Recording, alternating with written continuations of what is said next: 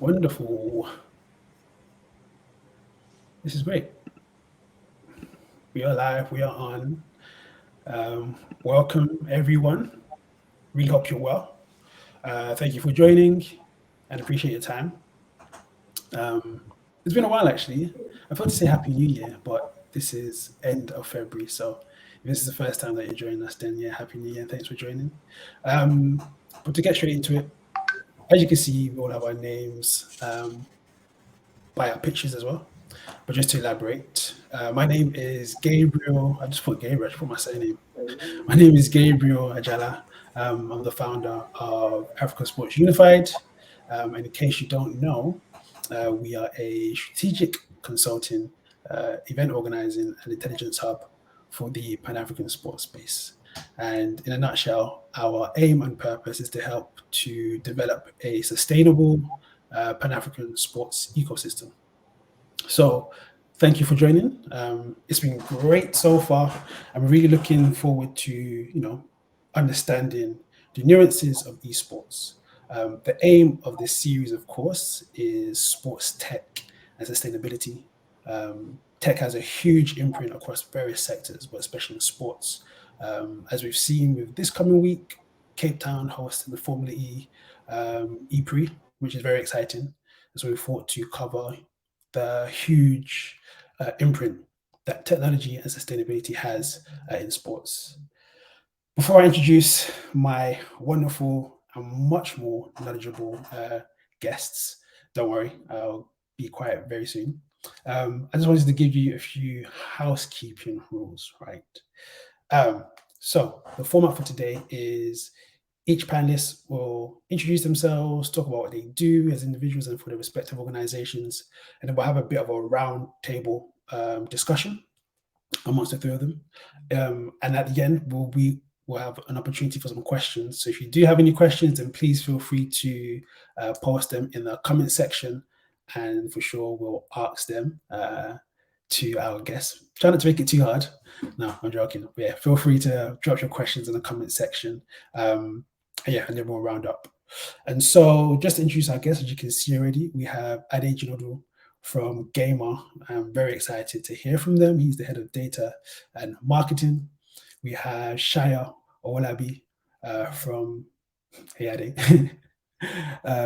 from the AEDF, part of the Global Esports Federation African Division.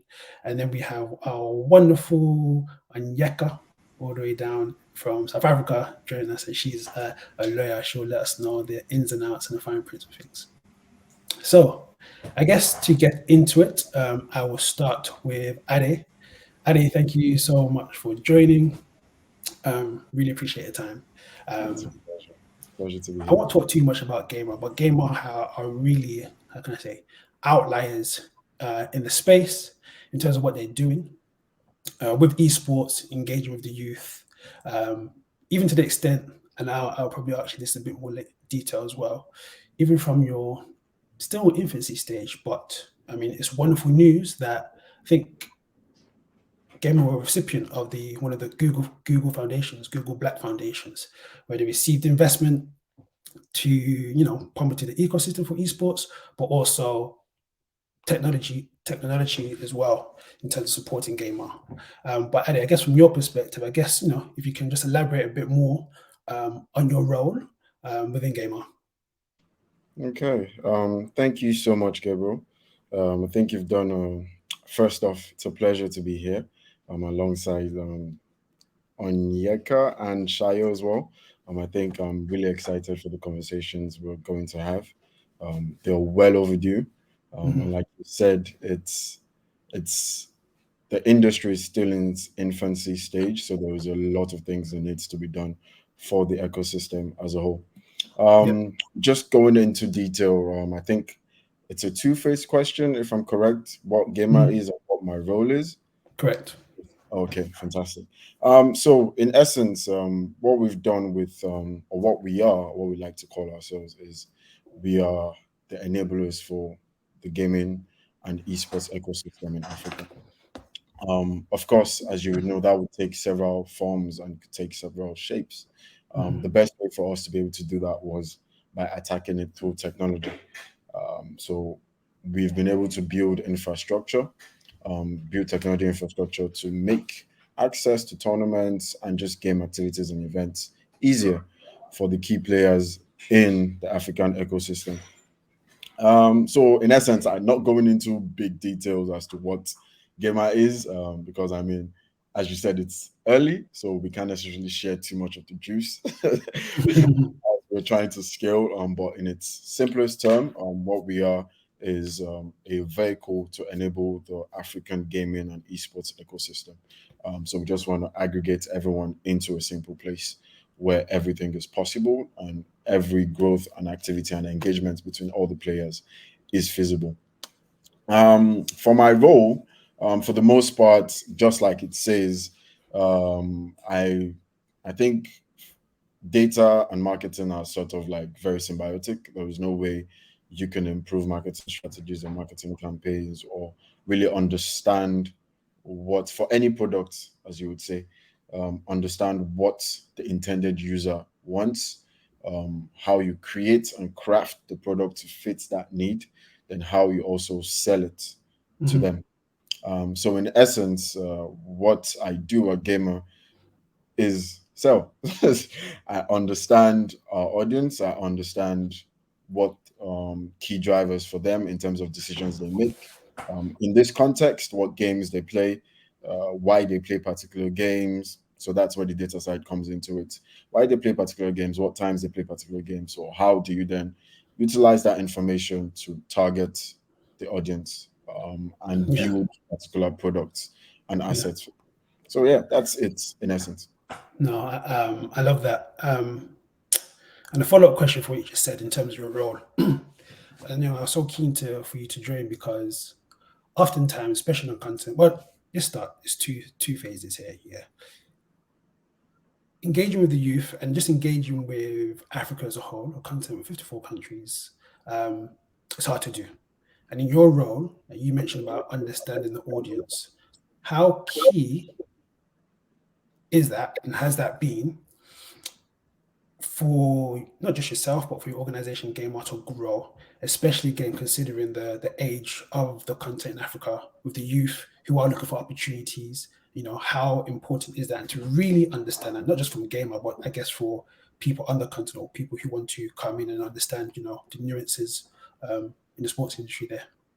Okay, so it's a fantastic question, and it's particularly why um, I exist in Gamer. Mhm. So for the most part, prior to when we launched and we created the Gamer product in itself, Yeah. what we understood was there's literally no data. Mhm. There's literally nothing as to what the market is like, what games people are playing, what games they're buying. When you look at it and you go to like PlayStation, Sony's website, or you go to Xbox's website, or even particular gaming websites, for the most part, the African oriented data is mostly Northern Africa, and it's very little, and Yeah. the Middle East, and they just gulp them together. So there's little to understand, particularly as to what exactly the people in sub-Saharan Africa, Southern Africa, even I can say the North as well, are really Mm. playing or buying. And that we can go into the whole conversation as to the supply chain system, logistics, and how that is easy, and how that enables tracking to be better. But that's not the case for the African continent. Um, so it was a main challenge, and it's one of the groundwork we are doing, just to make sure we can aggregate, in simplest terms, how we do and how we try to understand our audience. I think Mm. social media is a fantastic tool, for all businesses. There's a lot of data and information on activities. So I like to say this a lot: marketing is experimentation, Yeah. uh, and data is sort of experimentation as well. You try and you see what works, and you collect feedback. There is no Can't put enough emphasis on feedback loops to Yeah. understand what's working and what isn't. So that informs sort of your strategy as to what you should do. So for the most part, social media was very vital for us in understanding, okay, this is how we should scale. this is how we should launch the product that is Gamr when we first started. But you cannot forego the importance of groundwork Yeah. as we have grown. There's Yeah. 56, 57 countries now in the African continent. There's only so much information you can get from the internet, from social media, from Instagram, from Facebook. Yeah. And there's a lot of work that goes into compiling that. The particular things we've done on ground in the countries we're currently present at, we're currently present in 20 African countries, so we have users from 20 African countries on our platform. But we do particular groundwork just to enter through communities, games that they play, understand what they do, curate particular feedback forms, surveys, get a picture of what that market is, because Nigeria, as much as Ghana and Nigeria are close, the interest and the deeper intricacies are quite different. Yeah. Much as South Africa and what was the closest to South Africa? Is it Tanzania? Yeah, I think Tanzania is the closest to South Africa. Maybe what's the next? Lesotho? I'm not sure. So as much as or Kenya and Uganda, as much as they're quite similar culturally and things like that, but Yeah. there's still a difference when you look deeper into it. So we've just created those systems to kind of understand what exactly for particular markets what they want. Okay. Yeah. That makes a lot of sense. And before we move on, I mean, I have to just ask you, from Yeah. your perspective, in terms of the with the Google Black Founders Fund. And let me just repeat. You just mentioned that you're in 20 countries now. You received, correct me if I'm wrong here, right? You received that fund last year. And I Yeah. think even at that time, Game was maybe a year or just under a year old, if maybe I'm wrong, in terms of the infancy when you got it. Yeah, exactly. That is phenomenal growth. And I think that is representative of the opportunities within the esports space. But just how important has that been, especially, let me say especially, you guys are much wiser than me, so correct me if I'm wrong here, but just how important has that been, considering that, accessing funds to then further invest is a difficult thing to come across. So just how much has that been, a boost to you and what you're able to do as Gamer? So I think for any industry in their infancy stage, getting anyone, any company that's part of the FANG, so that's Facebook, Apple, Amazon, Netflix, and Google, to be invested or interested in what you're doing is a big deal. Yeah. And for the African market and for what we're doing, it was sort of validation. And I wouldn't say Google was the only validation. I think from once we started and existed, about 5, 6 other companies like us sprouted up. Yeah. Um, so that, of course, shows the opportunity that exists in the market. I mean, there's 187 million gamers that's documented on the continent. So that's a big pie. The presence of Google coming and putting the money and putting their backing towards us gave us validation and, of course, assisted us in growing. And I think it just pushes the right buttons for other investors that might be thinking of the African continent and what exactly is there when it comes to gaming and the esports ecosystem. That, okay, there's something here. These guys are doing something about it. Who are the Yeah. other players Yeah. that exist in this ecosystem? So yeah, that's it basically. I think it's done a fantastic thing for not just for us, but for the industry as a whole, because I think Yeah. it opens more eyes, it opens more doors for all the other players and also the gamers in Yeah. our No, ecosystem. I love that. It's amazing. A good friend of ours always says that a rising tide raises all the boats.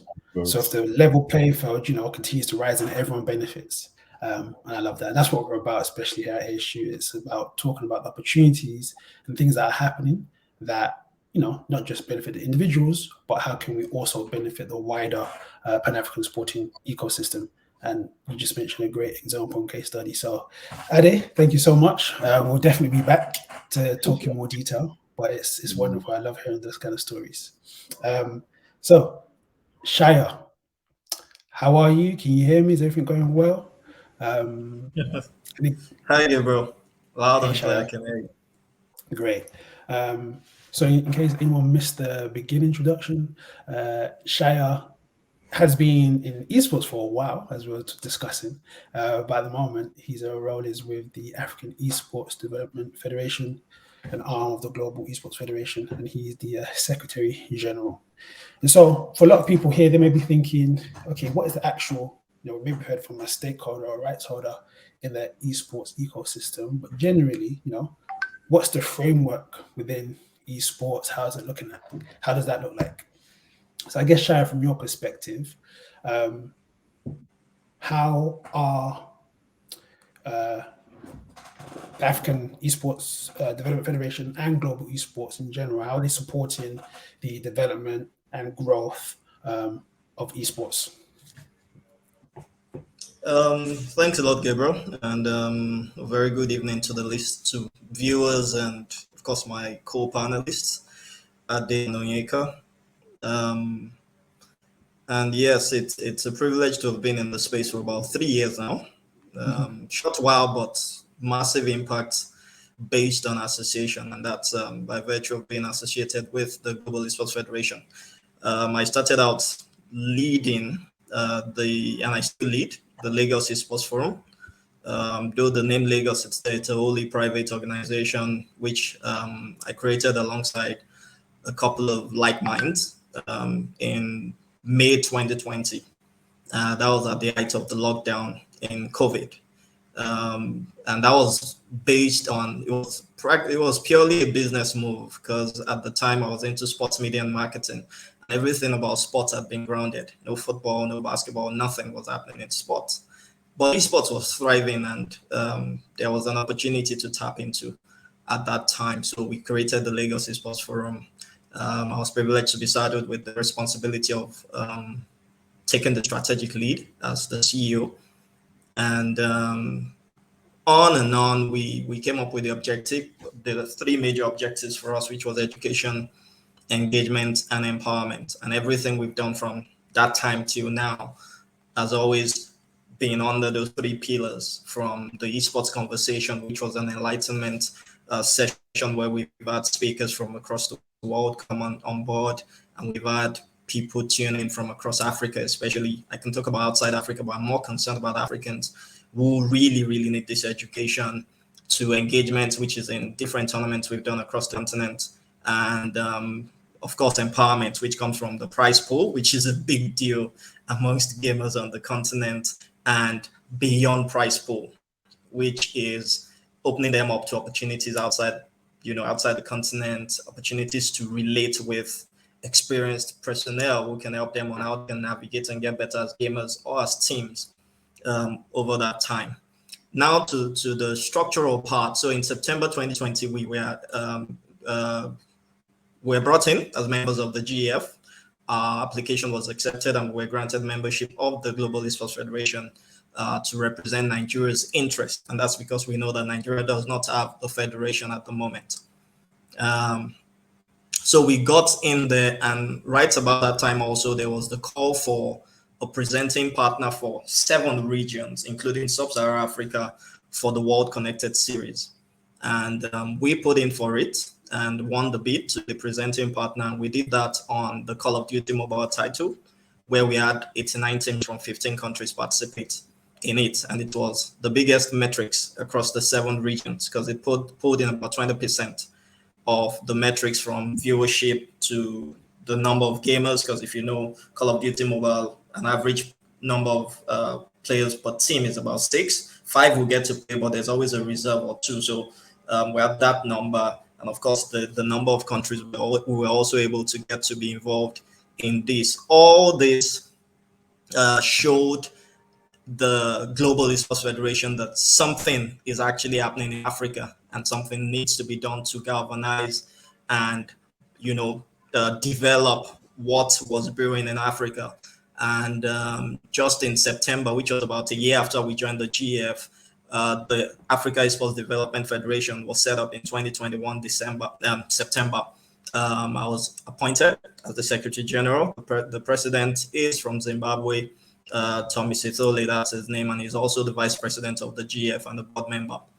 And over time, after the body was set up, what we've done in terms of development is to see how best the practitioners on the continent can actually scale what they're doing. So most of the countries, just like we have in Nigeria, are private organizations. There are very few government-backed federations, associations, or bodies across the continent. So what we're doing also is to see how, because at the end of the day, we discovered that when these countries want to set up the federation, we've seen a few examples, including Nigeria, that the people who understand the game, and that's a literal word, the game, are not usually involved. It's usually about giving it to cronies or giving it to friends of the friend of the friend of somebody to lead esports, and they have practically no clue about what this is about. So what we are also trying to do is to ensure that there's a handshake that has, yes, you can have your person there, but there's still the need to have that technical angle to it, and someone will understand. That's on one side. On the other side is education. There are several initiatives that's been done by the GF, and members have been given the opportunity to participate in it. The Global Esports Academy has just been launched in December in Istanbul during the Global Esports Games, and members will get opportunity to take part in courses around getting better as gamers, running a professional organization, running professional teams, and we know we can go on and on and on like that. Let me wrap up without saying too much with this question, that one of our aim is to actually have a standalone tournament championship for Africa. And we've been able to achieve that with Southern Africa, where we partnered with the African Union Sports Council Region 5, and we had a tournament in Malawi in December. And that was played on the eFootball and Street Fighter titles. And we partnered with the youth games, where we had gamers under 20 who came to participate. And one of the success story of that event was having an 11-year-old boy win gold medal in Street Fighter. And we believe we can build on that going forward. There's Mozambique coming up in 2024. And there's still a lot more that we're working on. But as usual with the GF, we work at stealth mode until things are concretized and we make announcements. And a few other partnerships have been struck with, stop regional bodies or regional bodies beyond Africa. And we're looking at building on that to impact the ecosystem in Africa. That's great. That's really good. Do you know what? Let me just reiterate, right? If anyone has any questions, please drop it in the comments, because from what Shaya said look, it's another example of the great work that's happening. And we'll definitely unpack that as well once we have a bit more round table. But I want to move on to Onyeka. Onyeka, how are you? Hi, fine, thank you. Hi, everyone. Thanks for joining. Pleasure. Always good to have some legal expert. Shai was saying before he used to be a lawyer, but then he saw the best way and did not actually become. And I'm envious of Shiro. I want to do what Shiro is doing. So. No, I'm joking. Anyway. We're versatile like that. Onyeka, thanks again. Look, let me get into it. Right, from your perspective within this whole esports, and not just sports in general as well. How has, from your perspective as a lawyer, maybe on the supplying side of things and dealing with parties and stakeholders who are coming in and out or maybe want to get involved, how has the market grown or developed from your understanding in terms of maybe a bit more light and knowledge being shined on esports and the opportunities in sports entertainment? I mean, the market has definitely grown. Much more than what it was, a few years ago, even last year. I mean, it's definitely growing on it's consistently growing, right? So, a little background on myself, really. So, I'm a lawyer, as my title implies. Part of what I do is work in the sports and entertainment field. So, I work with BC sport firms, with athletes, with entertainers, with companies looking to invest in the space, whether it's, by sponsoring an athlete or by, developing infrastructure in the space to make it better.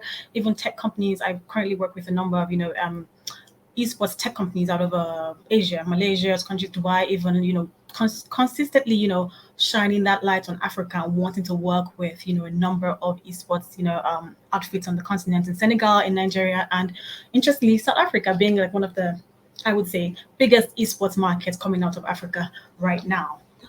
So the market is expanding. It's unfortunately growing faster than the African continent is tapping into. There are significant interests, but I think, and I know we're going to touch on it as we go forward. But there's sort of a number of things sort of holding the growth as far as Africa is concerned back. A lot of things preventing adequate investments. And being a lawyer, I'll just touch on it briefly, which is, again, laws and regulations, always a big part of investment. If the laws are not right, if the regulatory framework is not right, if it's not clear, if it's delaying transactions, there will be no investments. It's actually just as easy as that, right? And that's something you find. For example, I was doing some esports work with a client in Nigeria, and it was just difficult to pinpoint, who is the regulatory agency? Who do we go to get the license for X or Y? And then you go to these people, and they don't even know. You're trying to explain, this is what I'm trying to do.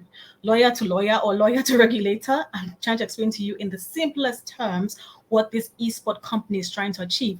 And they keep sort of conflating it with betting or gaming or telco, and you're like, I can see the misconception, but it's not the same thing, right? So that for me has been a very prevalent issue, and not just Nigeria, to be honest. I point out Nigeria because all of us at this call, all the panelists are Nigerians, and I feel like we face that. But even working here in South Africa, there is no esports regulation or law. It's pretty much captured under broad terms under the Betting and Gaming Act or something like that, right? So you still face pretty much the same hiccups if you were trying to do the same things for Africa or Egypt, everywhere.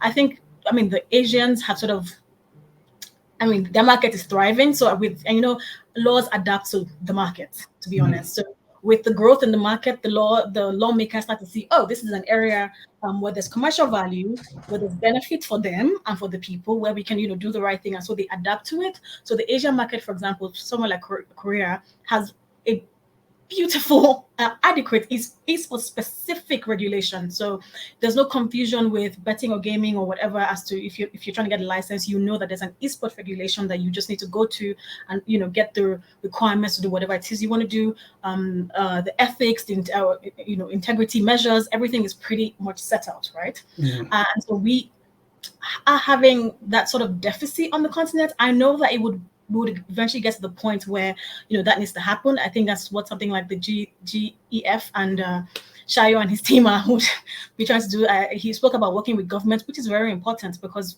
it's still for me, and people are going to disagree. Esports is a sport.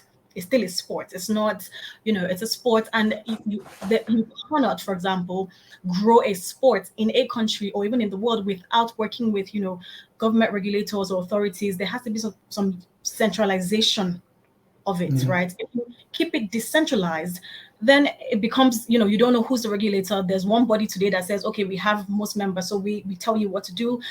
Before the next day, there'll be another body saying, we're the ones who, who set the guidelines on how the players must behave, how everyone, behave. So for sports, generally, there has to be like a centralized regulatory authority, even from a local level and from a global level. And I think that's where we're heading.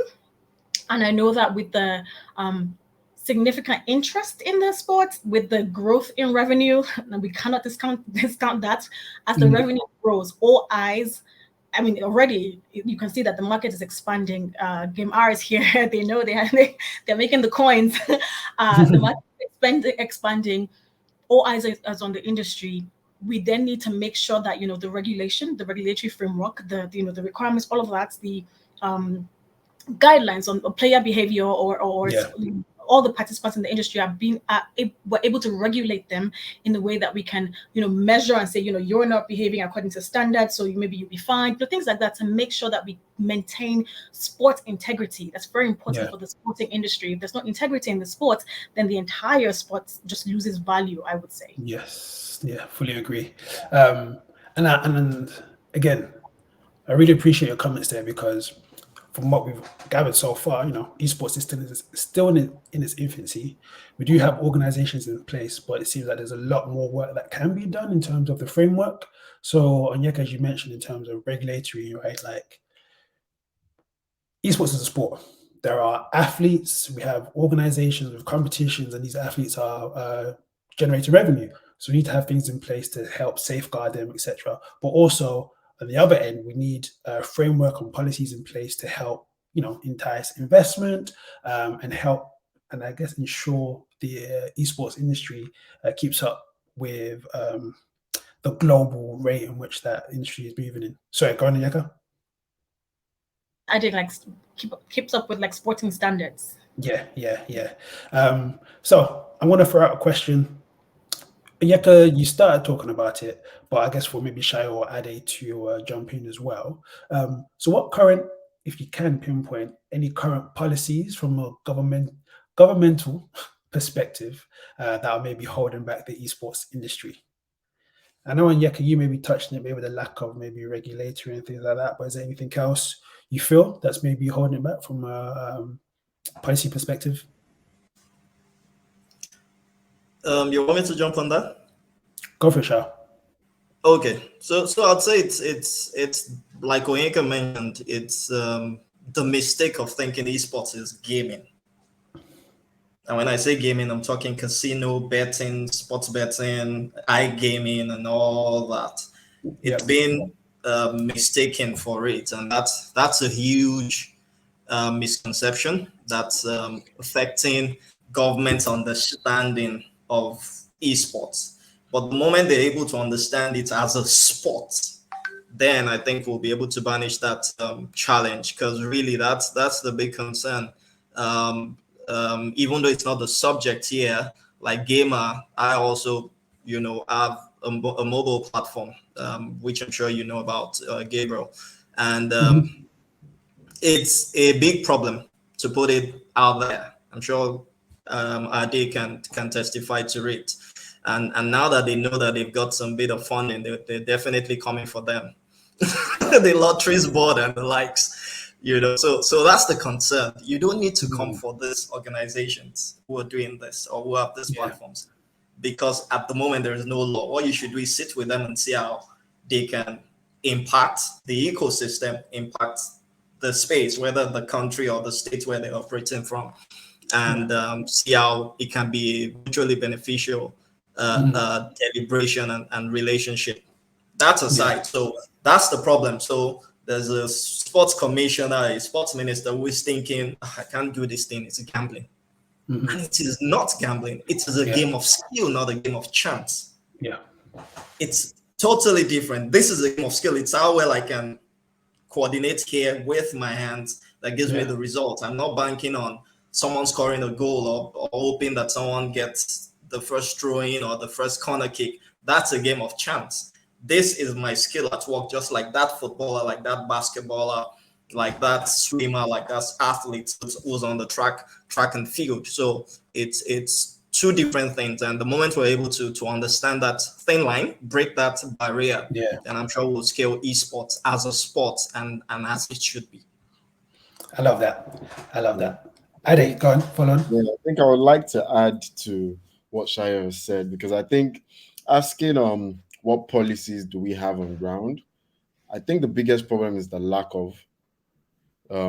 It's not the current, because there's literally nothing. There is nothing as it pertains to esports. That's the biggest struggle we have found. So it's the lack of policies, and I think Sayo and Onyeka have really spoken on it. There is a lack of a single body that we know this is what the rules are and what we need to work with. And it's very telling. We successfully got Nigeria enrolled for the first time ever to the FIFA Nation Series, and we faced a lot of challenges trying to engineer that conversation, because we had to deal with the NFF and the Nigerian Esports Federation.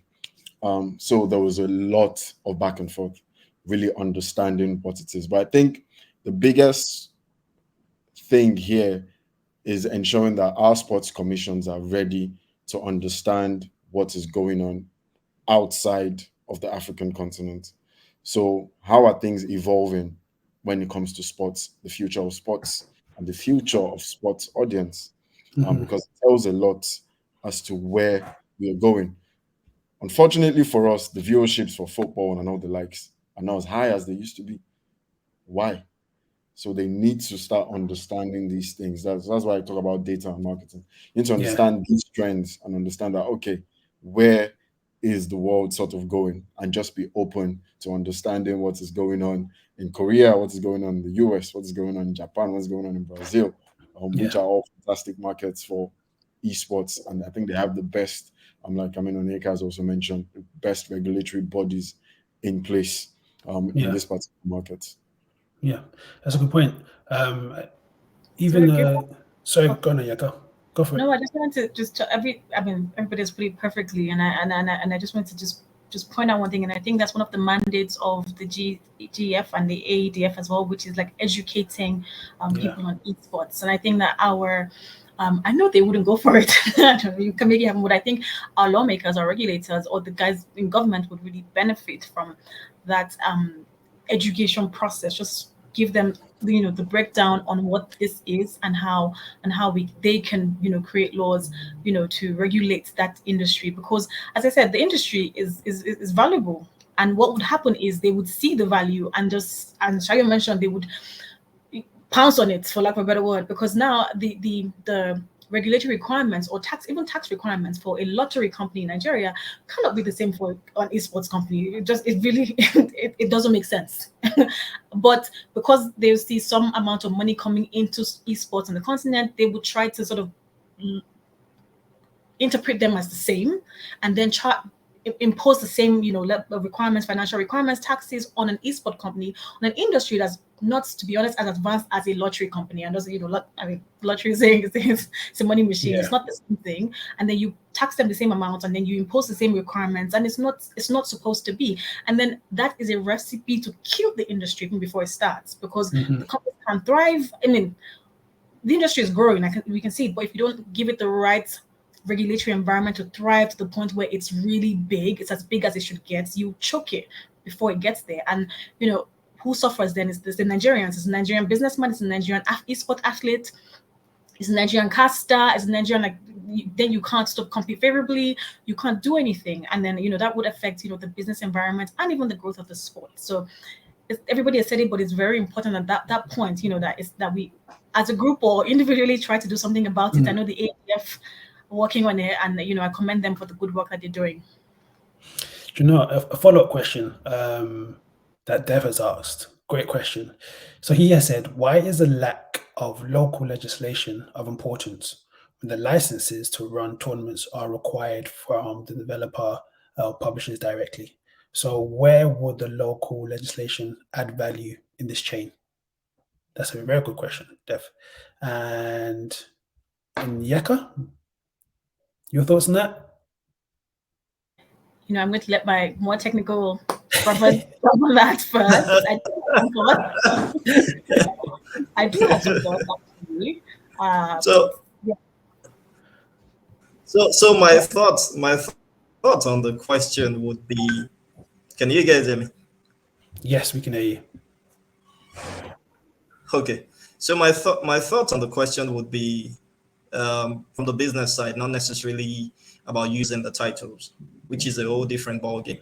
And thanks to Onyeka for continuously mentioning that we're solving that challenge, because it's work in progress. Yes, the GF has done something, for example, with the Commonwealth Games. We had the Global Esport Games, 2 editions of that.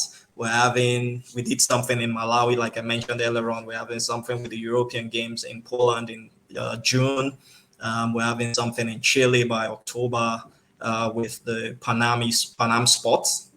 So like we have the AEDF in Africa, there's the Panam Esports Development Federation also, who are doing something with the Panam body in the Americas, and we did something in Paraguay for South America last year. So all that is work in progress.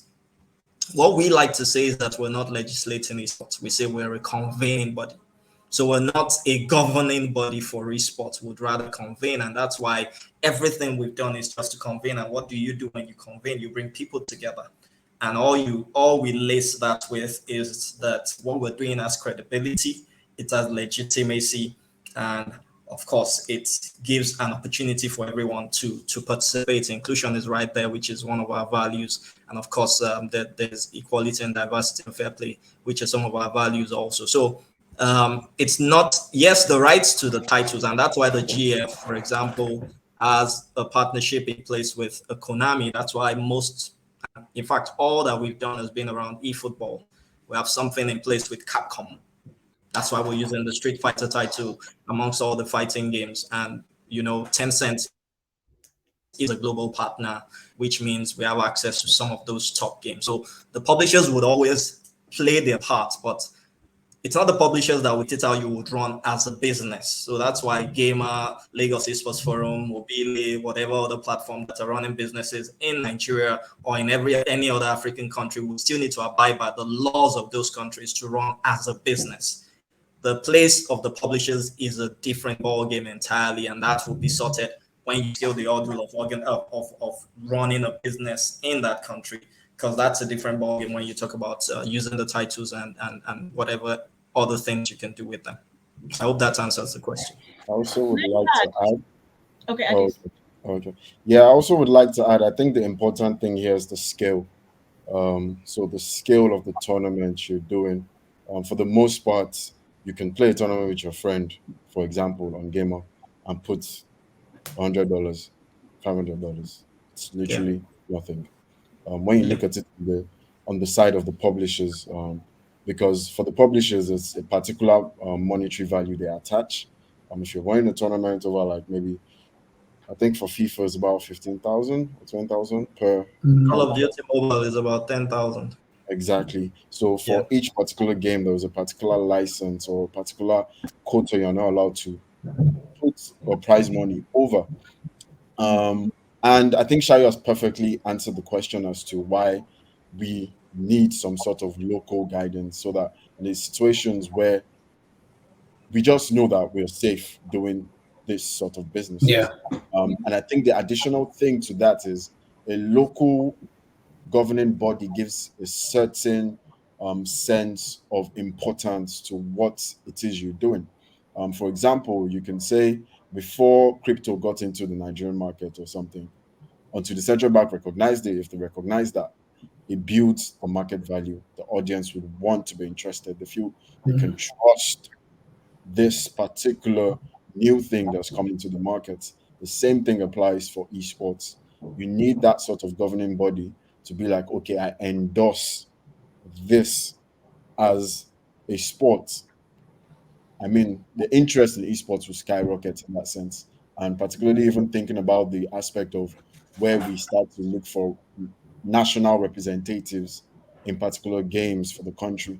It's very important that we have somebody that is responsible and has given the go ahead that, okay, yes, there was, I don't know, maybe for example, Nigerian Esports Federation or something like that, NESF, something like that. I do not know. But that's like the thinking, just like the way there's the NFF, there's the NOC, for example. So for each, for the Olympics, there was a governing body. For football, there's a governing body. For basketball, there's a governing body. So it's important that we also have that when it comes to esports. So I just thought to add that. And thank you guys for that was exactly my thought, really, because as we've all said here on this meeting, or this I don't know what to call it. The esports is actually sports, right? It's not just people picking up pads to play Call of Duty or to play FIFA on their consoles, right? It's a sport, and for sports, if you let sports run amok, there will be chaos. Imagine if we couldn't regulate who could dope. Imagine people could dope and play tennis or run. It would be completely ridiculous, right? People could do anything. You could cheat. You could, do whatever you wanted to do, and there would be no regulation to sort of curtail bad behavior, right? So for me, the role of the publishers, developers, that is very important to esports. Of course, they're a fundamental part of the entire thing, but they don't regulate per se how the players or how we, in the industry should behave. They're more commercial, if you may, right? Mhm. But they a centralized regulation or regulatory body or even a local one, sort of regulating how the players behave, how the casters behave, how the companies or the businesses running these tournaments must run them. So so that there's integrity, so that players are not taken advantage of, so that the right investments are put in, so that things like that are put in place, so you can measure. There's measurable value. You can see that if you do this, you're misbehaving, and so you're fined or you're banned completely from the industry. And so that is why we need that, either a centralized body or a local body, however you want to see it, but just a regulatory agency like FIFA or like the World Tennis Association, make sure that we behave as we should. Humans, if there are no laws, how humans are. No, that's a good point. I want to slightly thank you everyone for the question. There's so many. I'm just conscious of time, but I do want to ask. I might put these two questions together. So, and this some may say this is quite naive, but you know, currently in South Africa there's issues with load shedding, right? In Nigeria, if you haven't heard of it before, NEPA, electricity cuts out often, right? So, what are some of the unique challenges that African gamers face? Um, yeah, just answer that one first, and I'll go to Ade regarding that. So the challenges that African gamers face, there's a plethora of. I think there's so many. I think Onyeka also mentioned something at the start of the conversation. The first thing really is just, and which is the base is infrastructure. Um, Mhm. for the most part, what we have tried to do at Gamer is to ensure that every single gamer is connected to gamers outside Yeah. their own little space. So I could be a gamer in Ikeja now, Lagos. I can play a tournament online, a competition online in, let's say, Bahamas, for example, and I can earn $1,000 doing that. Mm. In the real sense of things, when that opportunity presents itself, the gamer always in Africa is always shortchanged. And why is that? We have the internet latency issues.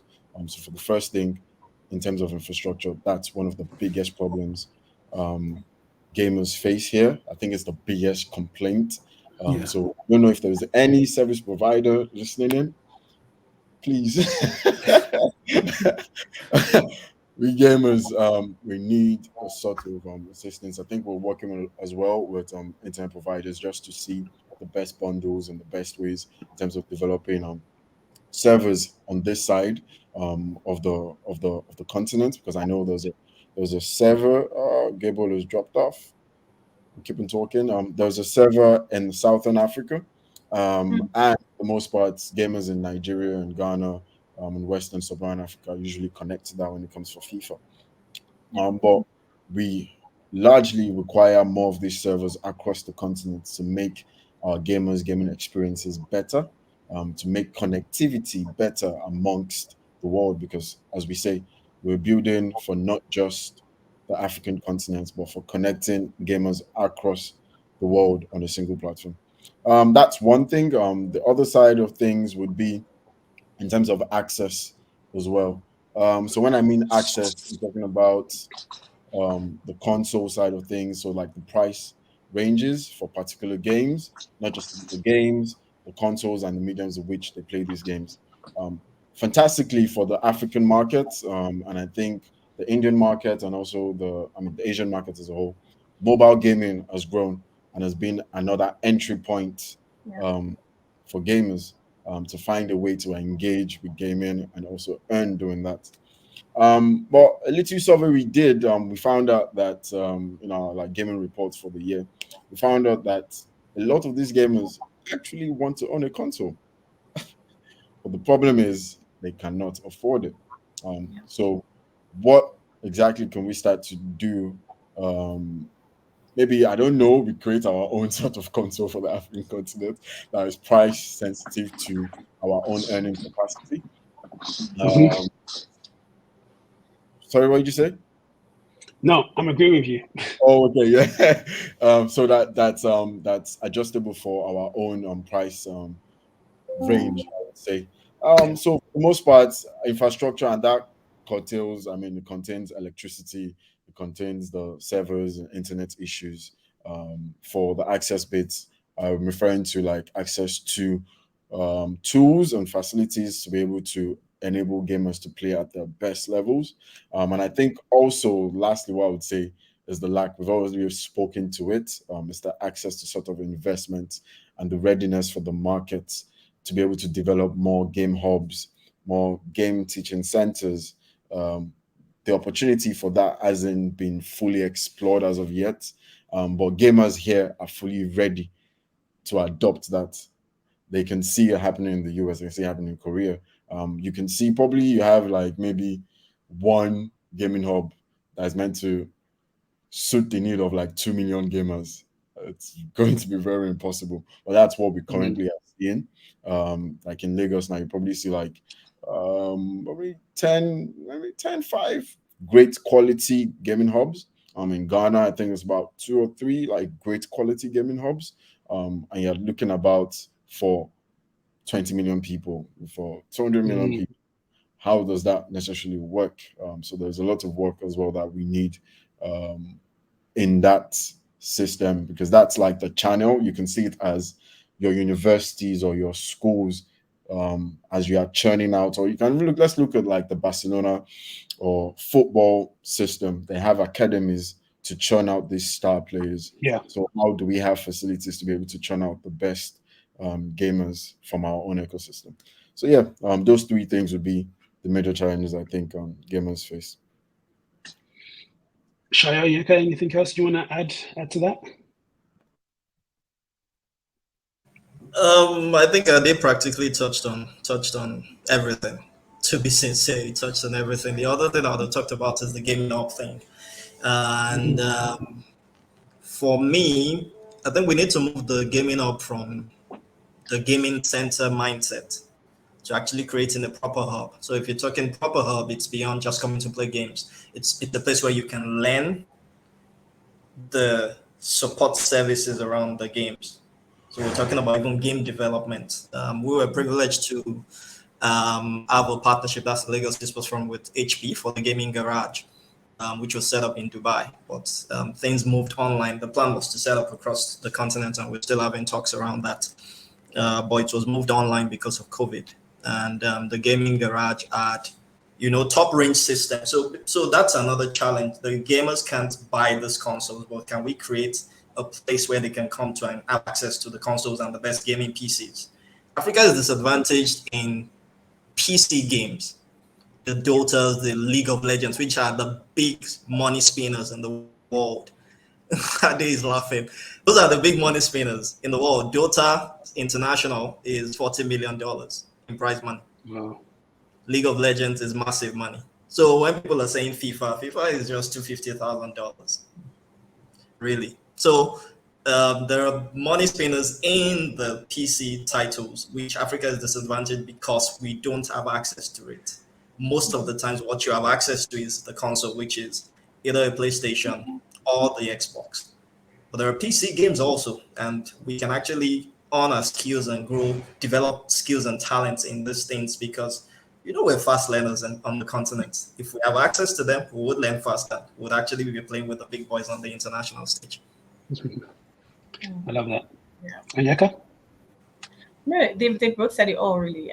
But I've discussed this before numerous times, and my mind is very problem solving. So I know that most of our gamers here play the games on their phones, and I did mention the consoles are expensive, even PCs. I've never gamed on my computer before, or a console yet, but not on my computer. So my phone is the easiest go-to place. So I'm discussing with my friends, and we're thinking, is there any phone company that might be willing to make, and this is just problem solving. This is not even, the problems are there. We know what they are, right?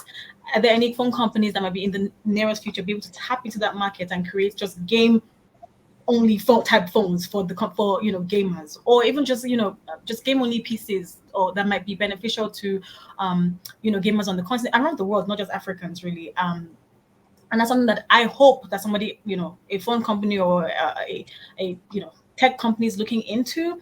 And on the hub that was mentioned, I completely agree. There's a whole value chain in esports, right? People just look at it as just for the players themselves, but there are so many aspects of it. I think that when it booms, I as a lawyer can even benefit as a lawyer, as an esports lawyer. So that's even one aspect of it that people can tap into. So the hub, people think of the hub as just a place where people can come and just play games. And to be honest, even some of the clients I've advised, there's a Dubai company looking to do something like that in Senegal, and they were very excited about it, but it was mainly just the hub for the players. There was no they didn't not well at the time didn't cater to the different aspects of esports. And Shayo briefly just mentioned it, we can sort of build the ecosystem better if all these hubs think in development stage, sort of think of the different aspects of the value chain and also cater to them as they build this hub. Okay, this is great. I'm loving this, but I'm very conscious of time, so I'm going to ask one more question to everyone. I know Onyeka, time's gone so quick, hasn't it? It's gone so quick. Almost an hour already. I still have one more question.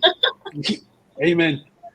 As you can tell, it was getting very dark here, so I had to switch off and switch on my light. So that's why I disappeared today, but I didn't go anywhere. No connectivity issues.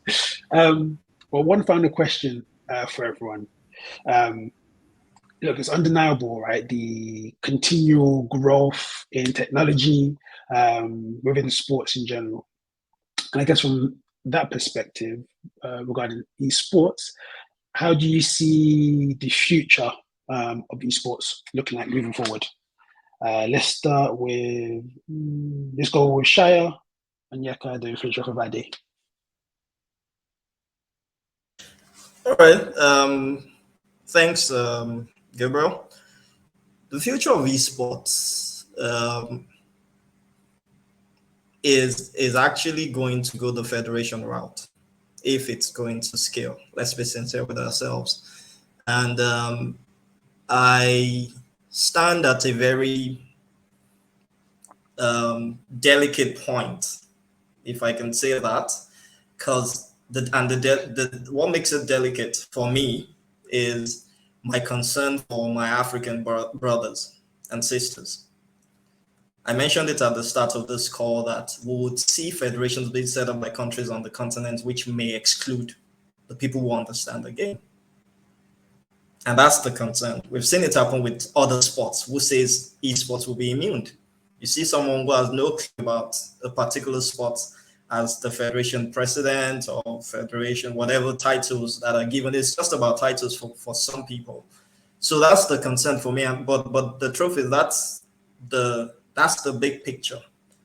Because if at all we would scale things, run leagues, and I think a country like Saudi Arabia stands at the forefront of that drive with the massive investment they're putting into it. So you would see that there's a federation. His Royal Highness is there. He is my chairman at the Education, Culture and Youth Commission of the Global Esports Federation. His Royal Highness is the president. He also leads the Arab Esports Federation. But they're not just looking at the federation. They are also now making investments in game titles, in venues, esports venue, global venue organizations like a VSPN. We had just last week $236 million invested. We've seen them invest in ESL Face It tournament organizers. We've seen them invest in game titles. So that's the big picture. That's where all this is going. And it will be good when it is done on this continent that we do it with the mindset of convening, not governing. If we're thinking of governing, then we would be holding people by the throat rather than convening where we should be holding them by the hands. That is the concern for me, but that's where this whole thing is going. Imagine if and when it gets involved with the Olympics. We've seen it with the Commonwealth Games already. We've seen it with European Games, like I mentioned earlier on, Pan Am Games, something on the African youth games in the Southern African region already. So it's on a large scale. The global esports game as a standalone is started in Singapore in 2021. Last year was massive in Istanbul, Turkey. You can imagine what would happen in Riyadh, Saudi Arabia in December 2023. So that's where it's going to. But I'm concerned for my continent. I'm concerned for my country. We know what happened. I don't know how much of it Ade knows or Onyeka knows what happened when the move was made to set up the federation in 2020. All the drama and the shenanigans. So if we can banish that and people think beyond titles and bring their expertise to bear, then we would actually scale this and do better for our young people across the continent. Very pertinent. Thank you, Sayo. Onyeka, how about you? How do you see the future of esports moving forward? Very well said, Shaya. Really, the best case scenario, really, the industry would be magnificent, for lack of a better word. It has the potential to be a great sport for young people, and Africans especially have the potential to actually thrive in this sports, barring all the infrastructure deficit that we all mentioned on this call, barring all the everything Shaya mentioned as well. People just trying to usurp the industry, or just for personal gain or for industry or title gain.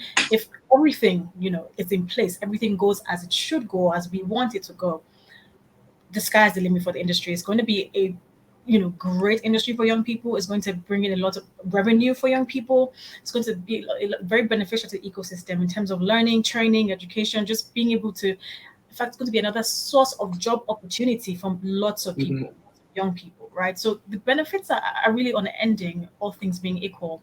But again, like Shai mentioned, there are a lot of concerns. There are a lot of things that need to be in place to make that happen. A lot of changing mindsets that need to happen. Move things from point A to point B. A lot of education, a lot of hands on deck. And I know that a number of us are trying.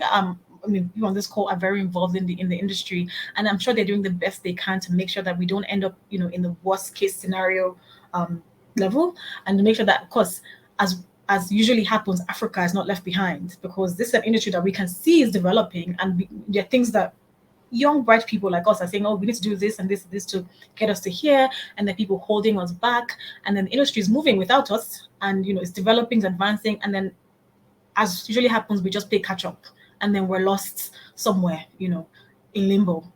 And hopefully that doesn't happen, because I think we're watching it unfold in real time. We've been a part of it, as in it's unfolding in our lifetime. So I hope that we're able to get the people that that need to do things to move it, to listen, to understand, to get educated, to take the right advice, to bring in the right people, as Shaya mentioned, not just people for the title, people that actually understand the industry and know what to do.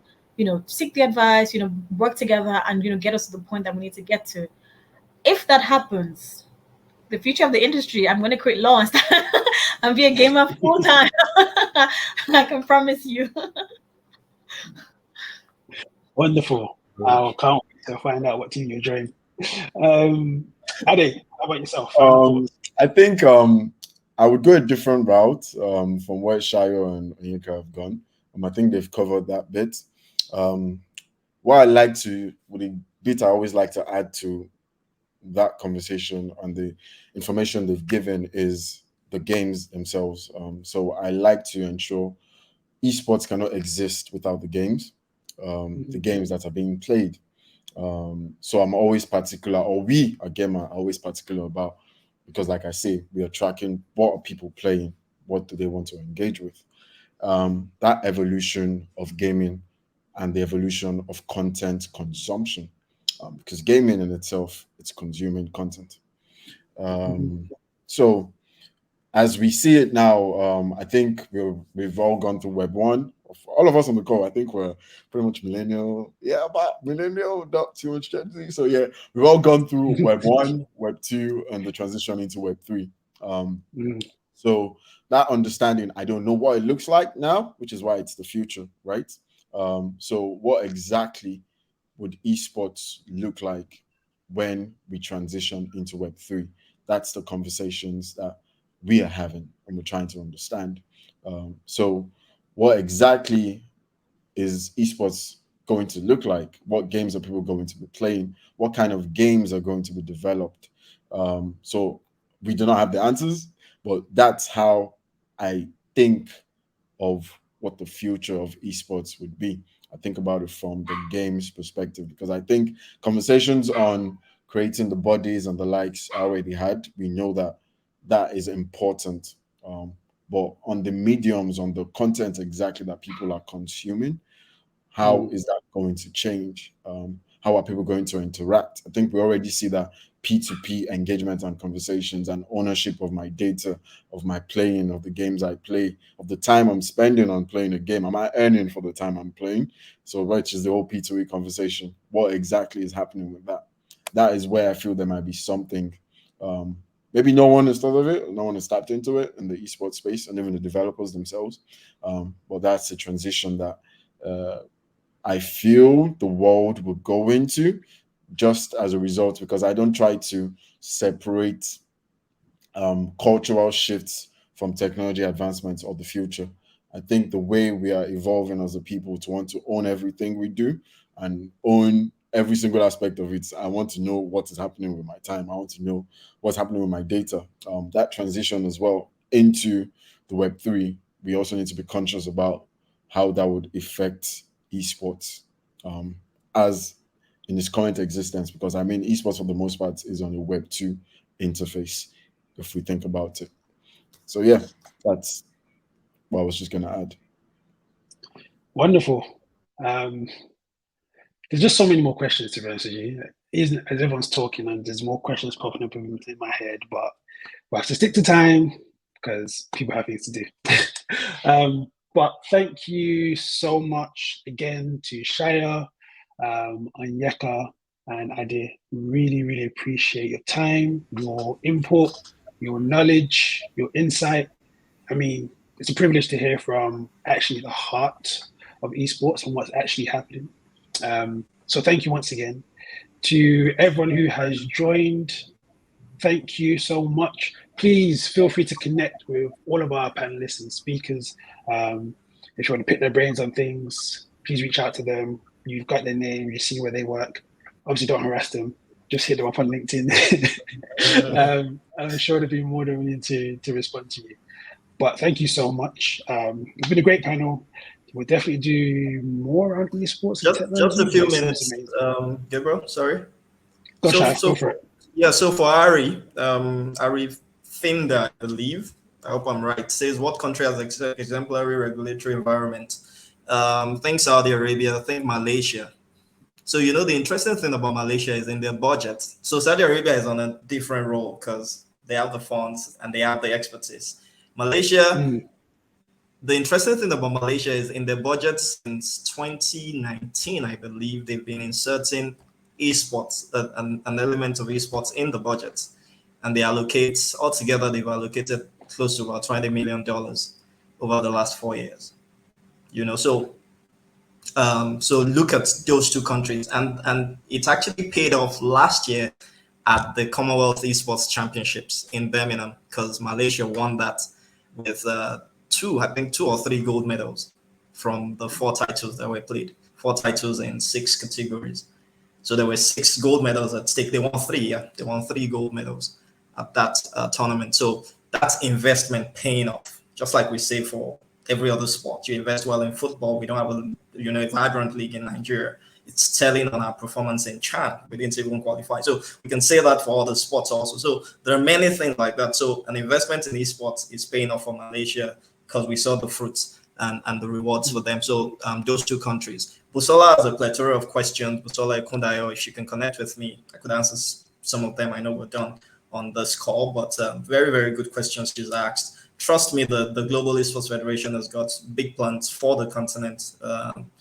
Lots of work being done, and we're seeing the impact. For example, I can talk about what's happening in Zambia. So Zambia before now was just a private person, and a lady, was at the forefront of things, but we've been able to help with the establishment of a federation in Zambia that has a person who has a sports background and this lady who has an esports background coming together to run the federation for the country. And trust me, that there are good things that would be birthed from there.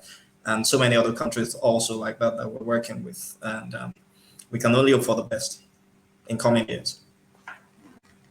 Thanks, Shaya. Again, as he said, please do connect with him if you're having more questions. But even as Harry just mentioned, there are so many similarities with different sports, and I think we can't get away from the key stakeholders: governance, the commercialization, and the sport itself. And if we have those three strong pillars function all together and on the same page, then it'll benefit everyone in terms of the opportunities. But thank you so much, everyone. I know our panelists have to go. I appreciate your time, and hopefully you join us on our next one on Thursday, where we're talking about an app, a platform that helps with player acquisition, agreement, and data collection. So thank you, everyone, and take care. Thank you. Ciao. Thank you. Bye, guys.